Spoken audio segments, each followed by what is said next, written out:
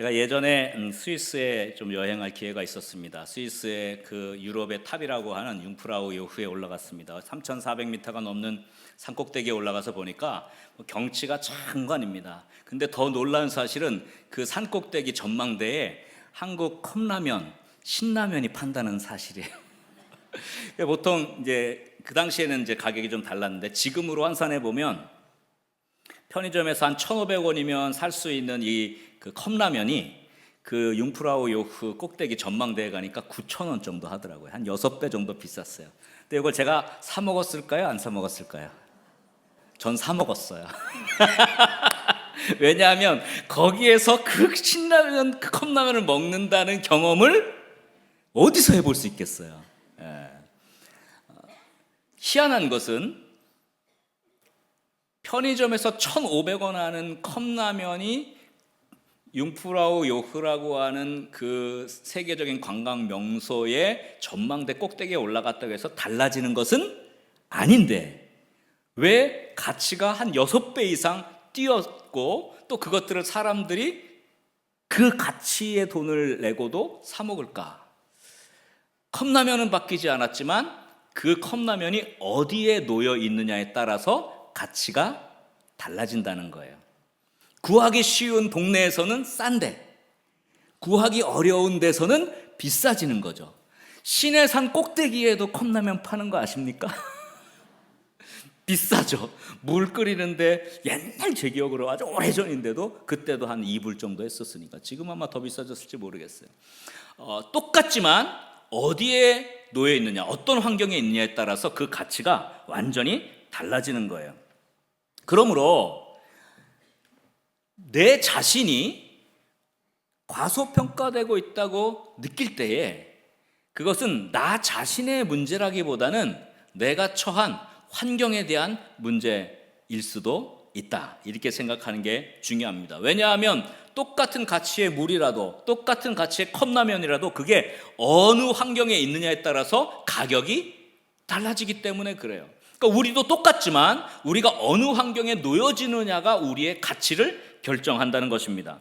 그래서 만약에 내 가치가 인정받지 않는다 그러면 여러분 한번 스스로를 질문해 보세요. 나는 지금 어디에 서 있는가? 나는 지금 어느 환경 가운데 있는가? 동네 편의점에 있는가? 아니면 관광 명소인 저 알프스산 꼭대기에 있는가를 먼저 물어보시면 돼요. 이 물음은 우리가 놓여진 환경을 이야기하려고 하는 겁니다. 자, 컵라면 한 개도 어떤 환경에 있는가에 따라서 가치가 6배로 뛰어오르는데 내 주변을 좋은 환경으로 바꿔버리면 어떤 결과가 나올지, 어떤 가치가 매겨질지, 어떤 변화와 성과를 거둘지 한번 생각해 보라는 것입니다.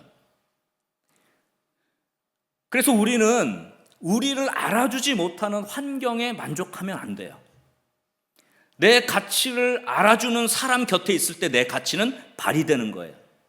남편이 아내의 가치를 인정할 때 그 아내는 최고 행복한 것이고 아내가 남편의 가치를 인정할 때 그 남편은 최고의 멋진 가장이 될 수 있는 겁니다. 아멘입니까?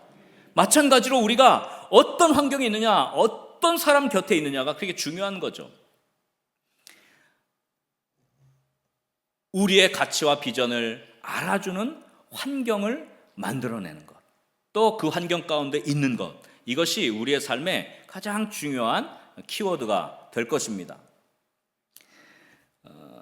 실제로 사람은 환경의 영향을 받죠. 어떤 환경에 있느냐가 그 사람의 가치를 결정할 수 있기 때문에 그런 것입니다.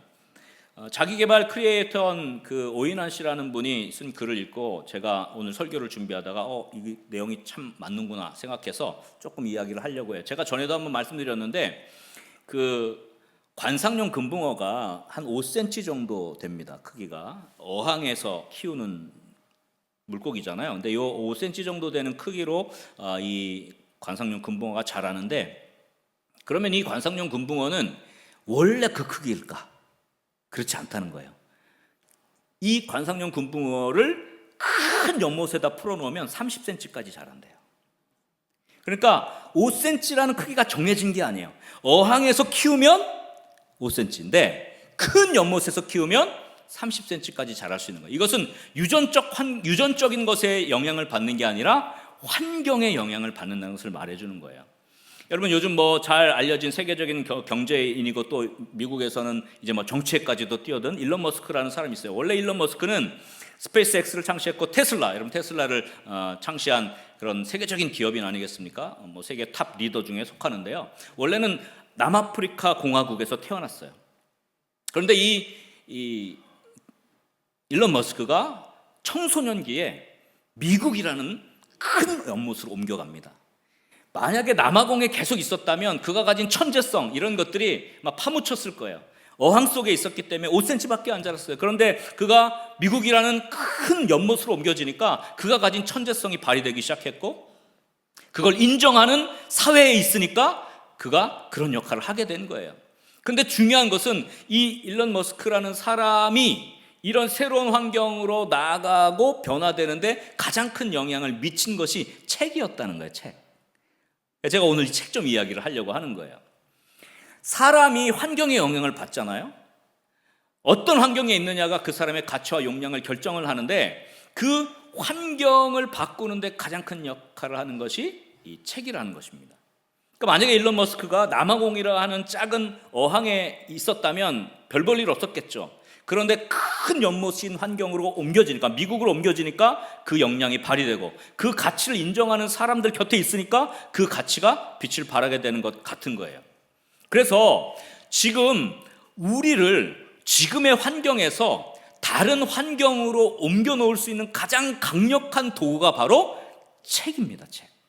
왜냐하면 우리가 환경을 바꿀 수 없어요. 지금 우리가 갑자기 미국으로 가거나 어떤 다른 지역으로 가거나 할 수가 없잖아요. 환경을 바꾸기 쉽지 않잖아요. 그런데 이걸 바꿀 수 있는 비결이 있는데 그게 바로 책이라는 거예요. 이 책을 통해서 우리는 다른 사람이 경험했던 놀라운 세계들을 경험할 수 있게 되고 놀라운 환경 가운데 들어갈 수 있게 되는 거예요. 그래서 우리는 책을 읽음으로써 물리적인 환경을 초월한 그런 환경을 체험하고 우리가 성장하게 된다는 것입니다. 책을 읽으면 보세요. 마션이라는 책이 있습니다. 영화로도 나왔는데 화성에서 이 사람이 생존하는 것을 그린 거예요. 화성에서 감자를 심는 그런 모습들도 나오지 않습니까? 그걸 읽으면 우리는 화성이라는 환경으로 가는 거예요. 그래서 그걸 화성을 생각하고 경험하고 어떻게 생존할지, 안내의 일기를 읽어보면 2차 대전의 혹독한 그 나치하에서 어떻게 소망을 갖고 살아가는지 그 소녀의 이야기를 보면서 우리는 2차 대전 안으로 들어가고 그 가운데서 소망을 또 발견하는 거예요. 바람과 함께 사라지다라는 그 책을 읽으면 우리는 미국 중부로 날아갈 수가 있어요. 그리고 남북전쟁의 소용돌이 속에 들어갈 수 있습니다. 그 고통 가운데서도 스칼렛 오하라라고 하는 그 여주인공의 말처럼 내일은 내일의 태양이 뜬다, 이런 걸 읽으면서 우리도 소망을 갖고 도전하고 결단할 수 있는 의지를 갖게 되죠. 여러분, 책은요, 우리의 좁다란 환경을 세상으로 넓힐 수 있는 유일한 물리적 환경을 뛰어넘는 환경을 만들어내는 창조적 도구가 되는 것입니다. 그래서 우리는 책을 읽음으로써 물리적 환경을 초월한 환경을 체험하며 성장하게 되죠. 다른 사람들의 실패를 읽으면서 우리도 같이 실패를 경험하고 그것을 이겨내는 극복기를 보면서 우리도 이렇게 이겨낼 수 있구나를 알게 됩니다. 그리고 다른 사람의 행복한 감정을 맛보게 되고 우리도 어떻게 행복할 수 있을까를 알게 되고 위대한 사람들의 삶을 보면서 그들의 삶을 투영하고 내 삶으로 그 환경을 가져오게 되는 거예요. 그래서 사람의 환경을 확장시키기 위해서는 무엇보다도 책을 읽는 습관이 필요합니다. 뭐가 필요하다고요? 책을 읽는 습관이 필요해요. 그래서 어려서부터 책 읽히는 게 굉장히 중요해요. 이 책은 세계를 품을 수 있는, 먼 우주까지도 품을 수 있는 환경을 갖고 오는 것이기 때문에 아주 중요한 것입니다. 그래서 책을 우리가 읽어야 하는 이유가 있다면 그거는 물리적인 환경을 뛰어넘을 수 있는, 이 제약되고 한정된 이 어항 속의 환경을 뛰어넘을 수 있는 유일한 환경을 우리에게 허락해 주는 것이기 때문에 그렇습니다. 그래서 여러분, 책을 읽는 것은 아주 중요해요. 우리의 자녀들에게 책을 읽히십시오. 책을 읽는 것은 놀라운 환경에 들어가는 것입니다. 우리 어르신들, 몸이 불편하고 이제는 몸이 많이 쇠약해지셔서 어디 가시지 못하잖아요. 그러나 책을 읽으면 우리는 저 선교지에도 갈 수 있어요. 아멘입니까? 그것을 통해서 우리는 또 마음을 품게 되고 새로운 것을 바라볼 수 있게 되고 기도의 제목도 발견할 수 있게 되는 것입니다. 그런데 제일 중요한 것은 책 중에 책. 뭐죠? 성경을 하나님이 우리에게 주셨다는 거예요. 이런 세상적인 책도 하물며 사람의 인생을 바꾸는데 책 중에 책 중에 왕인 이 성경. 하나님께서 우리 그리스도인들에게 더 놀라운 영적 환경을 경험할 수 있도록 주신 것이 바로 이 성경 말씀입니다. 아멘입니까? 그래서 이 성경 말씀을 읽는 것은요, 우리를 광대한 하나님의 나라로 데려가는 것이죠. 우리를 하나님의 놀라운 기적 같은 역사의 현장으로 우리를 데려가고 체험하게 하고 그 환경을 경험하게 하는 것이 성경임을 믿으시기 바랍니다. 그래서 우리는 성경을 읽음으로써 우리의 물리적인 환경을 뛰어넘는 하나님의 살아 역사하시는 현장으로 가게 되고 놀라운 축복의 환경으로 들어가게 되는 줄 믿으시기 바랍니다. 그래서 오늘 말씀을 통해서 우리가 붙잡아야 될 성경에 대한 영적 원리 두 가지만 살펴보려고 합니다. 자, 첫 번째, 한번 저를 따라합시다. 성경 읽기는 하나님의 축복을 경험하게 하는 영적 환경을 준다. 네, 성경을 읽으면 우리는 하나님의 놀라운 역사와 축복을 경험하는 그 환경을 얻게 되는 것입니다. 그래서 오늘 시편 1편 너무 유명한 말씀이지만 여기에 두 가지 영적 단서가 있어요. 자, 첫 번째 따라합시다. 복 있는 사람은 하나님의 말씀을 즐거워한다. 이스라엘 백성들은 이 성경의 힘을 알았습니다. 말씀의 힘을 알았어요. 그래서 일찍이 그들은 하나님의 말씀을 읽고 대하는데 굉장한 시간을 많이 들였습니다. 거의 하루 종일 말씀을 대하였다고 해도 과언이 아닙니다. 그들은 아브라함의 이야기를 읽으면서 그 우상의 땅에서 불러주신 하나님을 만났습니다. 그리고 출애굽의 그 역사를 경험한 거죠. 고통 가운데 부르짖을 때 하나님께서 그 기적 같은 역사로 홍해를 가르시고 애굽 땅에서 나오게 하신 그 현장에 그들은 함께 동참하게 된 것입니다. 그리고 광야길을 걸을 때 하나님께서 하늘에서 만나를 내리시고 만나뿐만 아니라 메추라기와 반석에서 물을 내시고 불기둥과 구름기둥을 인도하셨던 그 하나님의 인도하심을 그들은 성경을 읽으면서 경험하게 되는 것입니다. 그리고 초롱성과 같은 여리고성, 그 여리고성을 앞에 두고 7바퀴를 돌고 외칠 때 성이 무너지는 기적 같은 역사의 현장에 말씀을 읽으면서 같이 동참하게 되는 것입니다. 가나안 땅을 정복할 때 두렵고 떨렸지만 그러나 하나님이 함께 하셔서 그 땅을 정복했던 것처럼 만군의 여호와, 전쟁에 능하신 여호와를 이스라엘 백성은 성경을 통해서 체험하고 그 역사의 기적의 현장으로 함께 들어가게 된 것입니다. 그래서 이렇게 성경 읽기는 이스라엘 백성들을 광대한 하나님의 나라로 데려가는, 또 하나님이 살아 역사하는 세계 그리고 영적인 환경으로 그들을 데려가는 놀라운 축복의 도구가 된 것입니다. 이스라엘 백성들은 그래서 하나님의 말씀, 이 성경 읽기를 너무너무 기뻐하고 너무너무 즐거워했습니다. 이스라엘 백성에게 있어서 성경 읽기는 바로 축복이고 기쁨이었습니다. 뭐가 됐다고요? 축복이고 기쁨이었어요. 우리 이번 주간 월요일부터 영가족 성경 통독 들어갑니다. 아이고, 올해도 시작되었구나. 여러분, 기뻐해야 되는데 말씀이 부담이 되고 말씀 읽는 것이 짐이 되어서 되겠습니까? 이스라엘 백성들은 하나님의 말씀을 너무너무 즐거워했어요. 너무너무 기뻐했어요. 축복이라고 생각했어요. 그래서 이스라엘 백성들은 이 성경을 항상 읽습니다. 회당에 모여서 성경을 낭독하고 읊조리고 읽고, 그래서 이 성경을 한번 다 읽고 나면 심하트 토라라고 해가지고요, 축제를 벌여요. 큰 축제를 벌입니다. 심하트 토라라고 하는 말은 토라 안에서 즐거워하기란 뜻이에요. 그러니까 하나님의 말씀 안에서 즐거워하기. 그래가지고요, 모든 성경 읽기 사이클을 다 완수하면 그것을 축하하는 큰 행사를 했는데, 율법을 들고 혹은 율법의 두루마리를 이 허리에 차고 모든 사람들이 다 나와서 그 회당을 7바퀴를 돌며 춤추면서 노래하면서 7바퀴를 돌면서 큰 행사를 벌인답니다. 얼마나 하나님의 말씀이 기쁜지. 그래서 우리도 올해는 성경 읽도 끝나는 날 우리 교회를 한번 7바퀴 돌면서 뭘 할까? 뭐 그런 생각도 있습니다.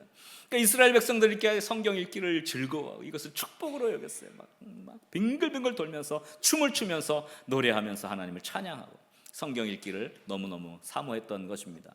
이스라엘 백성들은 복된 사람이 되는 비결을 하나님의 말씀을 기뻐하는 것에 있다고 이렇게 생각을 했습니다. 그래서 오늘 본문 시편 1편 너무 유명한 말씀이죠. 복 있는 사람은 그렇게 시작했는데 오직 여호와의 율법을 어떻게 한다고요?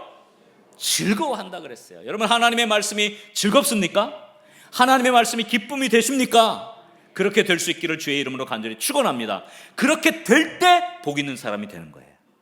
하나님의 말씀을 기뻐하는 그런 영적인 수준에 올라갈 때 여러분들이 복된 사람이 되는 줄 믿으시기 바랍니다. 그래서 이 시편 1편을 유대인들의 그 번역본에 보면 우리는 쉽게 여호와의 율법을 즐거워하여 이렇게 표현했지만 유대인 역본에는 이렇게 자세하게 기록했어요. 오직 여호와의 가르침이 뭐가 된다고요? 그의 즐거움이 되며 그 가르침을 주야로 공부하는도다, 그렇게 번역을 했어요. 여러분, 하나님의 말씀이 우리의 즐거움이 될 수 있기를 주의 이름으로 간절히 축원합니다. 하나님의 말씀 때문에 기뻐하는 인생은요, 복된 인생이 돼요. 우리는 성경을 읽으면서 다니엘의 그 환경으로 들어갈 수 있어요. 사자굴에 비록 던져지지만 하나님께서 기적같이 살려주시는 능력을 경험할 수 있는 줄 믿으시기 바랍니다.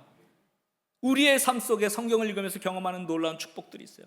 요셉의 환경으로 갈 수 있어요. 우리가 때로는 감옥에 갇힌 환경 가운데 들어갈 수도 있습니다. 너무 답답할 때 있습니다. 그래서 요셉을 읽으면서 하나님께서 요셉을 지키시고 결국 신실하게 하나님을 신뢰한 요셉을 일으켜 세우시는 것을 우리가 발견하면서 우리도 그 안에서 하나님의 기적을 경험하게 됩니다. 할렐루야. 이 놀라운 경험들을 우리는 성경을 통해서 할 수가 있습니다. 다윗과 같은 믿음의 사람들, 그런 모습을 발견할 수 있고요. 예수님과 그 제자들이 했던 그 현장으로, 갈릴리 현장으로 우리가 가서 기적을 체험할 수도 있고요. 사도 바울과 같이 복음의 현장에도 우리가 갈 수가 있는 것입니다. 성경을 읽으면서 우리는 하나님의 역사하심, 하나님의 일하심, 또 그 하나님의 나라의 광대한 세계로 우리가 완전하게 들어가게 되는 새로운 영적 환경을 우리는 얻게 되는 것입니다.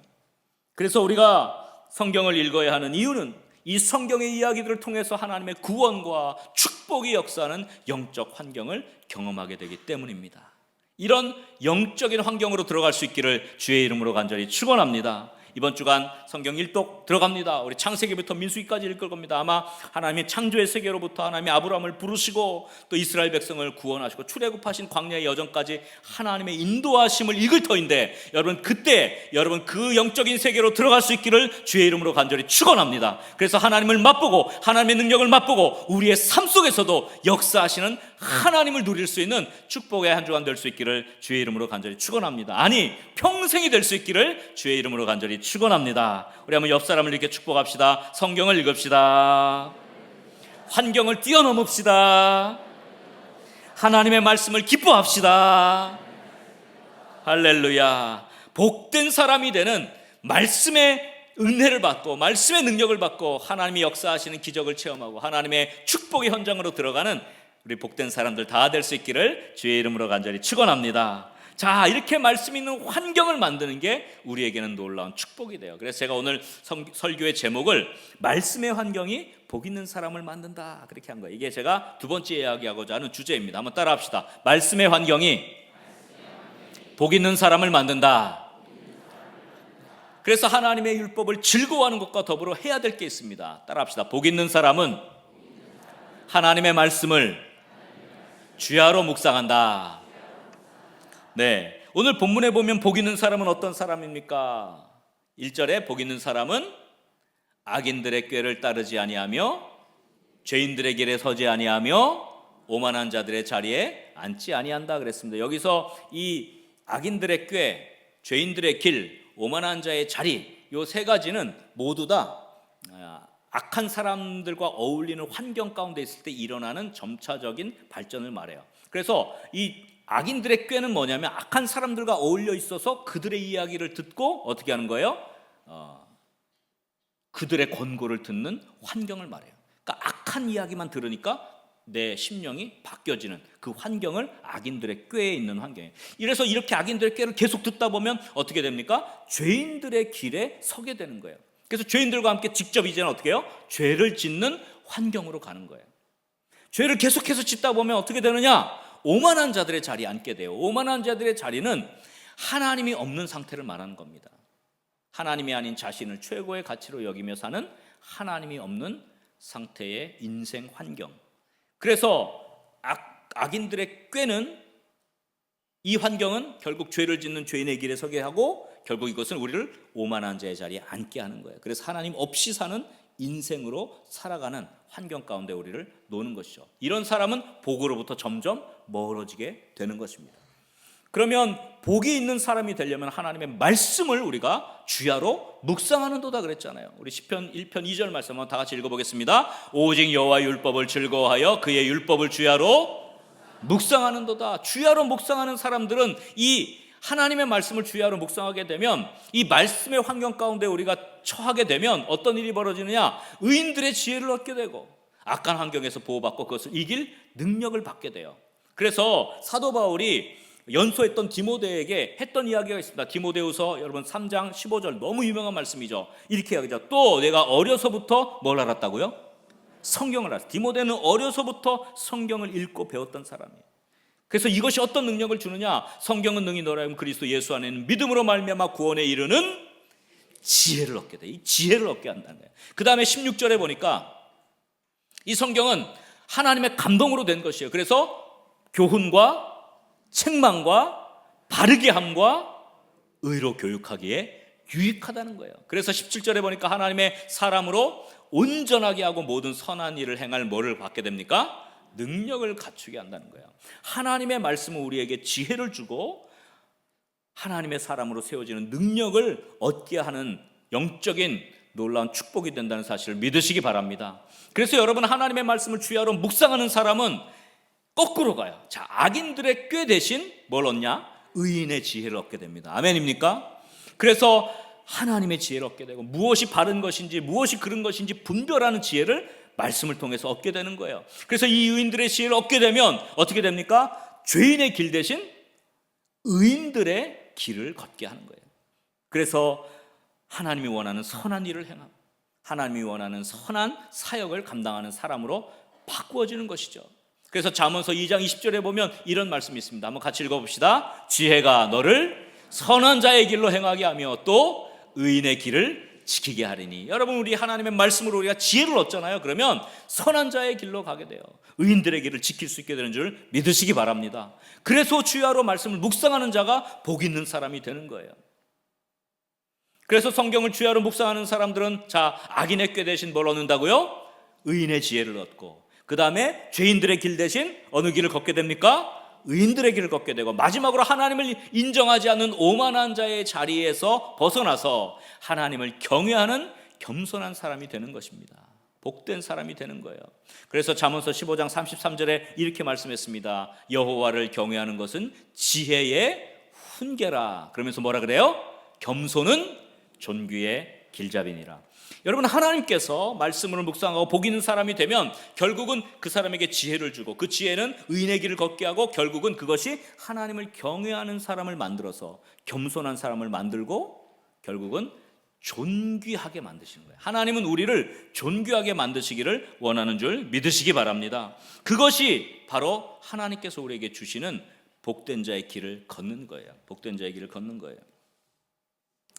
제가 예전에 중학교 때의 이야기를 좀 한 적이 있습니다. 아마 말씀 기억하시는 분들이 있을 겁니다. 새로 오신 분들은 좀 모르겠죠. 저희가 중학교 때 중학교를 다녔어요. 그게 무슨 말이냐? 불교 학교를 다녔어요. 동국대학교, 사범대학, 부속중학교를 다녔어요. 모든 선생님들이 다 보살이었어요. 그리고 이사장님이 스님이었어요.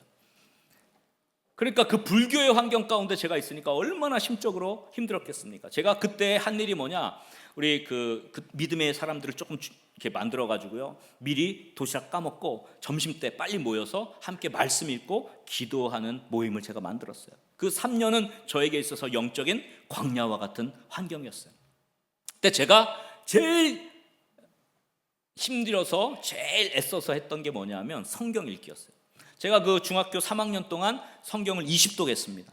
머리에 띠를 메고 필승 써가지고 성경을 그렇게 읽었어요. 그래가지고 하나님의 말씀이나 예수님 같은 분 이런 말씀은 빨간색으로 쫙 하고, 또 다윗과 같이 착한 사람은 파란색으로 하고, 또 가룟 유다 같이 또 사울 왕 같이 못된 사람은 까만색으로 하고 막 이렇게 해가지고 성경을 20독을 했어요. 근데 성경을 읽으면서 저는 하나님의 나라로 올라간 거예요. 자, 아침마다 그 조회라는 게 옛날에 있었어요. 조회 아시죠? 운동장에 쫙 반별로 서가지고요. 근데 저희는 불교 학교였으니까 조회할 때마다 합장하고 뭐 불교 경전을 외우고 사원선을 하고 무슨 참불가 같은 걸 막 해요. 제가 그걸 어떻게 할 수 있습니까? 저는 또 1, 2, 3학년 반장을 했기 때문에 반장은 또 맨 앞에 서야 된단 말이에요. 그러니까 중간에 이러고 있지도 못해요. 그래서 제가 성경을 읽다가 다니엘과 세 친구가 저희들은 채소만 먹겠습니다 한 이게 딱 마음에 온 거예요. 지혜가 생겼어요. 그래서 담임 선생님을 찾아가서 저는 제가 좀 당번을 하면 좋겠습니다. 이게 당번이 뭐냐면 주번인데 그 다른 아이들이 교실 밖에 나가서 활동할 때 교실을 지키면서 교실을 청소하는 역할을 한 거예요. 그래서 아이들이 하기 싫어했어요. 왜냐하면 다 나가서 같이 있기 쉽지 뭐 안에서 막 청소하고 그거 하는 거 별로 원치 않거든요. 근데 제가 그 당번을 제가 계속 하겠습니다 그랬더니 친구들이 다 좋아한 거예요. 그래서 선생님이 그럼 너가 당번해라 그래가지고 저는 계속해서 그 밖에 나가서 합장하고 할 때 저는 교실에 남아서 청소하고, 물론 힘들었죠. 그러나 그걸 맡게 돼서 제가 합장하고 거기 불경 외우고 하는 일들을 하지 않게 된 거예요. 이것은 성경을 통해서 주신 지혜예요. 또 하나의 문제는 뭐였냐면 불교 학교니까 4월 초파일이 되면 연등행렬을 나가야 되는 거예요.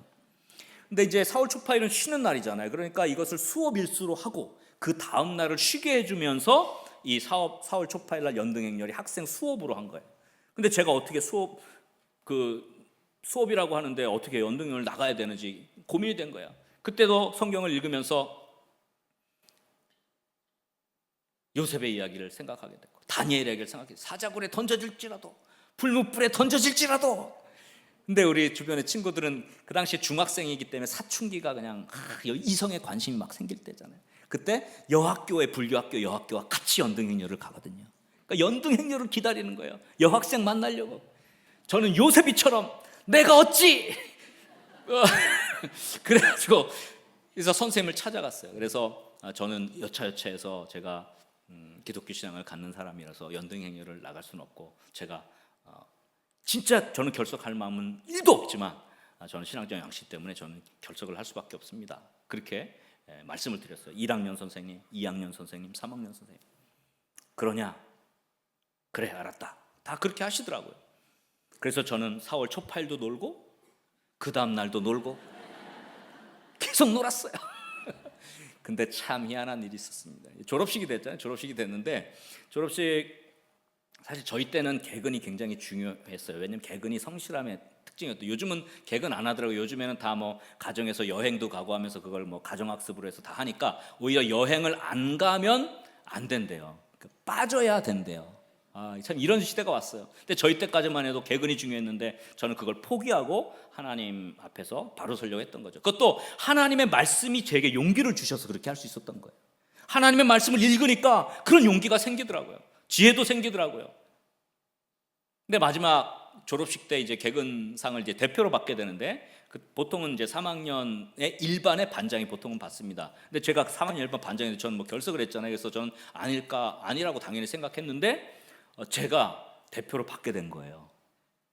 도대체 이게 무슨 일이냐. 근데 그 선생님들이 짠 것도 아니잖아요. 1년씩이니까 3년 동안 그 선생님이 나의 이야기를 깊이 들어보더니 그 보살이었던 선생님이 감동을 받고, 이 친구는 진짜 이걸 땡땡이 치려고 가기 싫어서 하는 게 아니라 진짜 진실하구나. 그래서 결석에 앉아 출석한 걸로 체크를 해주신 거예요. 1학년만 그런 게 아니라 2학년 때도 그 선생님도 그렇고 3학년 때 그 선생님도 그런 거예요. 세 분이 짠 것도 아니야. 그러니까 자연스럽게 지나갔는데 지나고 나니까 제가 모든 사람을 대표해서 개근상을 받게 합니다.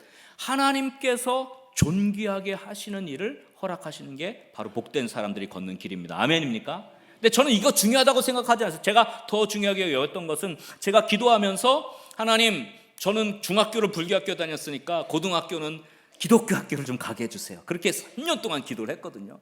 근데 제가 이제 고등학교 입학 통지를 받는 날입니다. 이제 졸업을 하게 되고 입학 통지를 받으러 교무실에 이제 학교로 갔습니다. 그날 눈이 펑펑 내리는 날이었는데 제가 교무실에 딱 들어갔어요. 근데 저희 3학년 일반 담임 선생님이 저에게 입학 통지서를 주면서 동훈아, 네가 그렇게 기도하더니 네가 믿는 하나님이 너를 기독교 학교로 보내시는구나, 이렇게 얘기하는 거예요. 그 보살님의 입에서 네가 믿는 하나님이 이렇게 되는 거예요. 저는 거기서 하나님이 영광을 받으셨다고 믿습니다. 저는 복된 사람이 된 거예요. 제가 그걸 받고서 너무 기뻐서 그 눈이 펑펑 내리는 그 운동장에 딱 달려가서 벌러덩 누웠어요. 누워서 러브스토리처럼 막 이러면서 하나님 감사합니다. 하나님 감사합니다. 성경은 우리에게 지혜를 주고, 성경은 우리가 의인의 길을 걷도록 하는 능력을 주고, 아멘입니까? 성경 말씀을 통해 우리는 하나님의 기적 같은 역사를 경험하게 하시는 줄 믿으시기 바랍니다. 그래서 여러분, 성경 읽기는, 성경 말씀을 통해서 우리는 하나님의 나라로 들어가고 하나님의 주시는 놀라운 축복의 환경을 경험하게 하는 통로가 되는 것입니다. 그래서 복 있는 사람은 우리 3절의 말씀처럼, 3절에 이렇게 말씀하죠. 한번 다 같이 읽어볼까요? 그는 시냇가에 심은 나무가 철을 따라 열매를 맺으며 그 잎사귀가 마르지 아니함 같으니 그가 하는 모든 일이 다 형통하리로다. 아멘. 여기 시냇가에 심은 나무, 시냇가, 물, 이것은 구약에서 하나님의 말씀을 상징합니다. 시냇가에 심겼다는 것은 말씀의 환경에 있다는 걸 말하는 거예요. 결국 시냇가, 말씀의 환경에 심긴 나무가 열매를 맺고 형통하게 되는 줄 믿으시기 바랍니다. 그래서 시냇가에 심은 나무, 저는 이걸 너무 좋아해요. 저는 항상 가정을 축복할 때, 신방을 가서 축복할 때 항상 이 기도를 해요. 시냇가에 심은 나무처럼 되게 해주십시오. 말씀의 환경에 심기우면 철 따라 열매를 맺고, 아멘입니까? 잎사귀가 마르지 않고 그가 하는 모든 일이 다 형통하게 되는 축복을 얻게 되는 줄 믿으시기 바랍니다. 여러분, 하나님의 말씀으로 들어가십시오. 세상의 책을 읽어도 사람들이 바뀌고 변화되고 놀라운 환경으로 삶이 넓혀지는데, 하나님의 말씀을 읽는다면, 우리 믿음의 자녀들이 어려서부터 하나님의 말씀을 읽는다면, 우리 어르신들이 하나님의 말씀을 읽는다면, 우리는 전 세계 하나님의 역사하는 그 곳곳에 참여하게 될 것이고, 하나님의 기적 같은 그 환경 가운데 들어가게 될 것이고, 그 하나님을 만나게 될 줄 믿으시기 바랍니다. 이번 한 주간만 아니라 우리의 평생 하나님의 말씀을 기뻐하고 즐거워하며 하나님의 말씀을 주야로 묵상해서 복된 사람, 하나님의 능력을 체험하고 하나님의 나라를 경험하는 축복의 사람들 다 될 수 있기를 주의 이름으로 간절히 축원합니다. 우리 한번 옆 사람을 이렇게 축복하겠습니다. 말씀을 주야로 묵상합시다. 복 있는 사람이 됩시다. 시냇가에 심깁시다. 기도하겠습니다. 아버지 하나님 감사합니다.